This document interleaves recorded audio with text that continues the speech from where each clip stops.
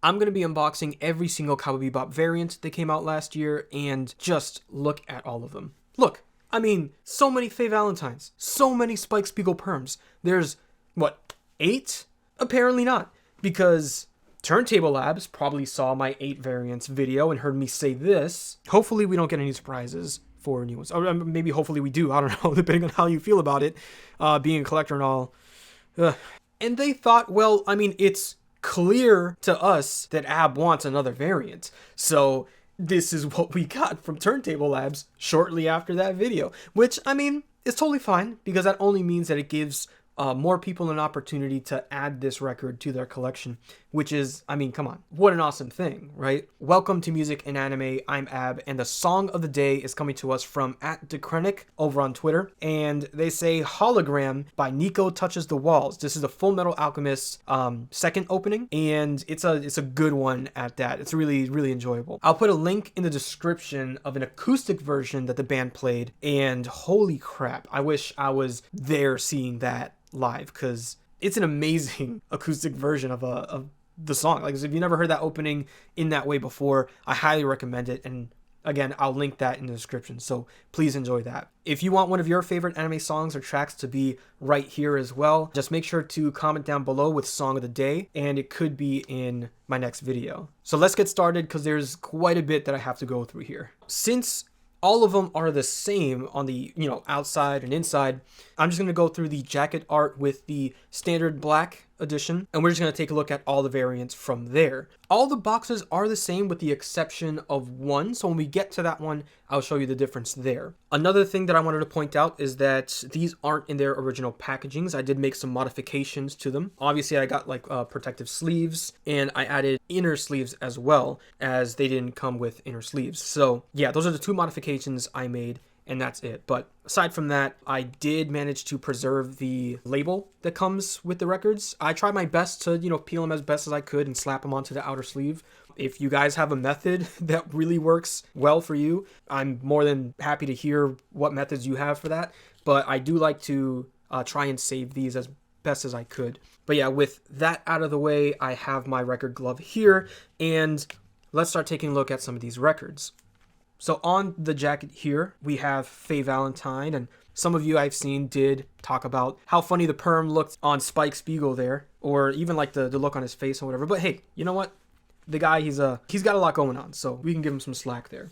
But yeah, again, Faye Valentine, looking beautiful as always. And on the back, we have the whole gang. We got Jet, Spike Spiegel, Faye Valentine, Ed, and Ein. And at the top there, you can see all the tracks on each side of the discs. On the inside of the jacket, we got even more art going around here, and it's got that graffiti on the walls with movie posters everywhere. And it's funny because you see Ein on the movie poster there, and you see like Watanabe as a director and stuff like that. Spike Spiegel there with Spike the Dragon. Pretty sure that's a Bruce Lee reference right there, with obviously the fighting style that he's got and everything is really, really neat. I mean, who doesn't like to see Spike Spiegel fight, right? You got the gang on the right there looking really cool and spiffy with the suit. Ed's there, staring at posters the way I'm sure we all would if we came across those. So taking a look at the sleeve on the art for disc 1, we have again another gorgeous Faye Valentine with more information there by, who the seatbelts are and whatnot. And on the other side, again, even more very like stylistic art and whatnot. I really like the 1-note color palettes that they use for each characters and whatnot. And just Spike, again, looking cool as always on the wall there. Let's take a look at the other sleeve. And we have, again, just even more really cool art there. You got Ein there with the shades. They're really neat. They're all rocking shades of some sort. Ed with the goggles there. And on the back side, just 2 gorgeous looking anime characters. Really, really good stuff. We got a quote there. This release is great for vinyl freaks like me. Watanabe himself is a vinyl freak. Good to know that. So yeah, let's take a look at the records. We got side A there with Spike Spiegel. We've got side B with Faye Valentine there in that orange color. This is on disc 1. And then on disc 2, we have Jet on side C with the green. Again, green's my favorite color. I really like that. And Jet can really rock the fedora, huh? Not so many people can rock that look, but Jet seems to rock it just fine, man. And on side D, which side D is my favorite one, because you got Ed and Ein with the purple there. Cute-ass corgi. So, Now, since we've gone through all the art on the jacket as well as on the labels, let's kind of speed run this with the rest of the variants, shall we? So the next variant we have here is the Swordfish II and Redtail edition. You can see there it's on a translucent red marble and translucent purple marble.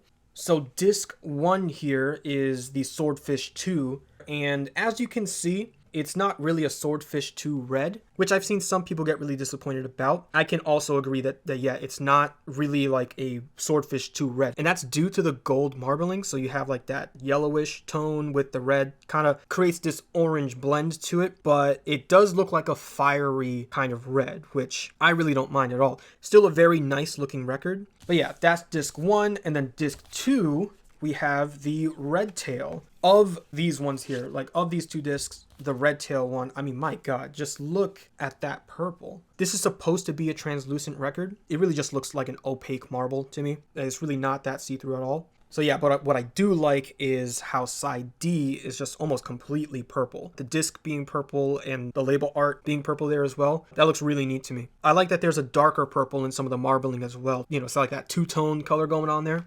Really, really nice.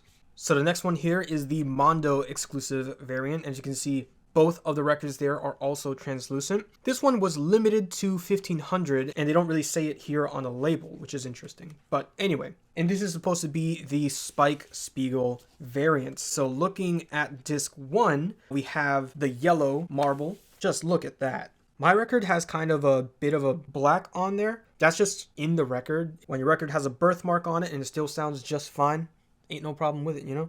The white really pops up. You can see that there's like a yellow and orange swirl in there as well. That's supposed to be the yellow shirt part of Spike Spiegel's suit there.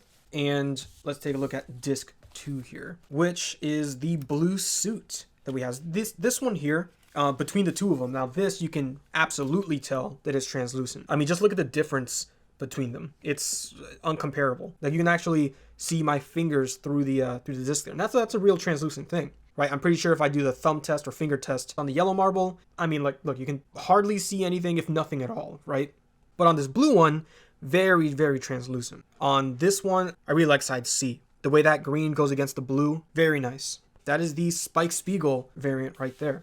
All right, so number 4 here, we have the RIGHTSTUF exclusive. You can see on the tag there, they are opaque blue marble and orange marble. The opaque blue marble, which, I mean, just compared to the translucent one we saw with the Spike Spiegel edition, you can really see how much like bluer this one is. And it's such a good blue color. I like the way the blue looks against the red there on the label art, the way the blue looks against the orange there as well. Both very awesome color combinations. Disc 1 represents Spike Spiegel and disc 2 represents Faye Valentine. Now, one of you guys commented on my other video that this one looked almost like a brown, which I don't really blame you because on the RIGHTSTUF image that they have on their website, it does look like a really, you know, a darker color. But I mean, if you just take a look at this record here, unmistakably in orange color, right? Very nice marbling on that one. Side C almost gives me like Halloween vibes. Like, I don't know, like a pumpkin or something like that. And I freaking love pumpkins, you know, like pumpkin pie, my favorite kind of pie. Aside from my favorite pie. Side D there looks really nice, the orange against the purple. Again, still getting some like Halloween vibes there. I don't know why. But yeah, that's the RIGHTSTUF exclusive variant.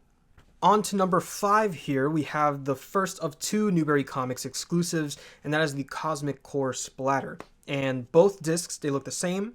They are a translucent yellow with red, yellow, and blue splatter. And you can see on this one, it says a limited edition of 1,000.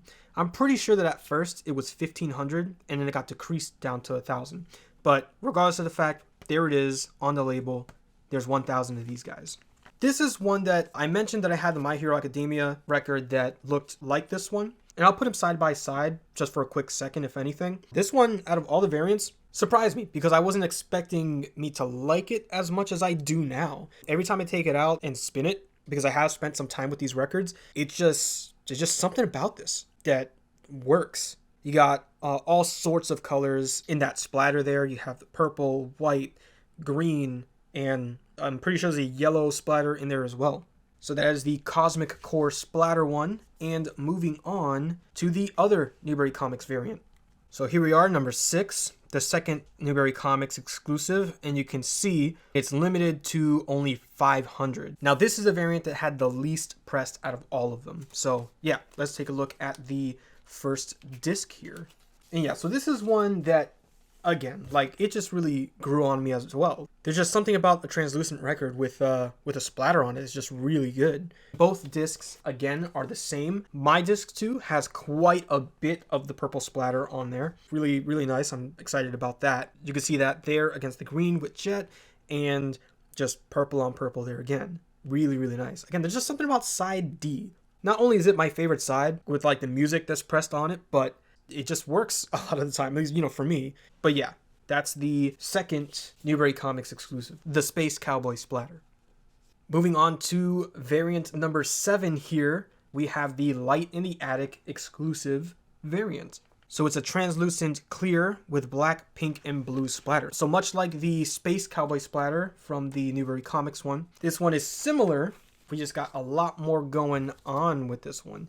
So you can see that there against side A and B with orange there. And on disc 2, which I have on the side here, you can see that against side C with the green there on Jet, and side D. I really like the blue color in here as well. It's almost like a blue-gray. It really works with what's going on here. It almost looks like some of the splatter here, the way it looks, and the colors that came out here, like Japanese Lolita-style dresses and whatnot. So if you're into that, this might be a variant for you. So we have the Turntable Lab exclusive here, and you can see there it's exclusive. It's not limited to any amount of pressings, and yeah, you can see it's just pressed on a crystal clear vinyl. As you can imagine, this is incredibly clear. I mean, it says crystal clear, and they are not joking about that. I mean, just wow. I mean, I'll put it next to the Light in the Attic one or another transparent one, but yeah, this, like, well done, Turntable Labs or Milan Records. You know, just really good job with this one. Whoever pressed it, whoever pressed the button to make this happen, like, man, this really is like an impressively clear record. Like, it's really nice. Moving on to the next one. So this one here, I'm biased for this one. I'm saying I'm saving the best for last because this one, out of all of them, it's definitely my favorite one of all of them. So there you go. Now, this is the VMP exclusive, or the Vinyl Me Please one. And on the label there, you can see that it is the Space Lion Splatter, and it's limited to 1,500, and it's foil stamped and numbered. On the back of the jacket, you can see there on the bottom right, in that gold foil, VMP exclusive, and I have number 255 out of 1,500. If you also have this VMP exclusive one, let me know what number you got. But yeah, let's take a look at the discs here. I was really looking forward to seeing this one because at the time, I really hadn't seen a record like this with my own eyes. Shortly after, I picked up the Newberry Comics exclusive Ghosts of Tsushima record, and that one, disc 3, is actually a translucent red with a splatter as well. I'll put that one side by side with this one. I kind of got like an early glimpse of what this was going to look like before I saw it. Still incredibly nice. It's almost like a candy apple. You know what I mean? Like, don't you just want to just like take a bite out of this thing? My goodness, that's just delicious. There's just something about it. If there's another one of the variants that I've shown here that you feel that way about that variant the way I do about the Space Lion Splatter, let me know which one you've also got these like eyes for, you know? I'm interested in that. The red against the purple. Again, I don't know what it is about side D. Side D is just always working for me. But yeah, that is the VMP exclusive.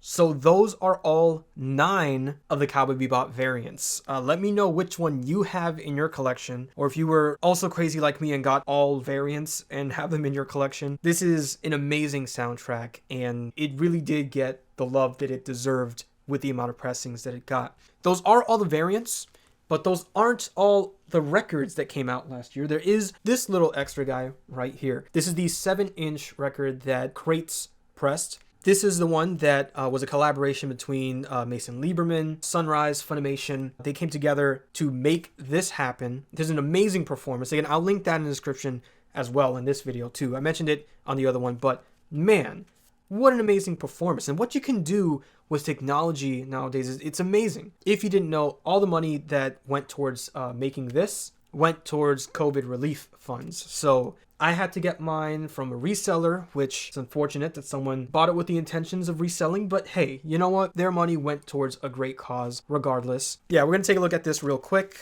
You can see all of the artists that are here. The entire Seatbelts band is there, as well as Kevin Penkin. Kevin Penkin is there on the flute, which is awesome. You can see him rocking the flute in the video as well. Again, really, really take a look at that. It's what an amazing thing. And this is very solid for a 7-inch record as well. Like, it's I'm curious to know how much this thing actually weighs though. But anyway, I'll do that on my own time. You can see on side A, we have the Real Folk Blues. So on it, I mean, it's not labeled side A or side B, but you can see on the label there, we have Ein on one side. That's the zoom in. We get the zoom in from the label art on side D there, which is just, I absolutely love that. It's great. And, but yeah, you can see Mason Lieberman presents the Real Folk Blues in collaboration with Funimation and Sunrise right there. It's really neat. And on the other side, we have the zoom in with Spike Spiegel that you see as the same art that we see on side A of all the 12-inch records there. And here you have the Real Folks Blues, the Bishop Game Remix. On the side with Ein, you have the collaboration performance, which I'm actually going to listen to this when I'm done recording, like seriously.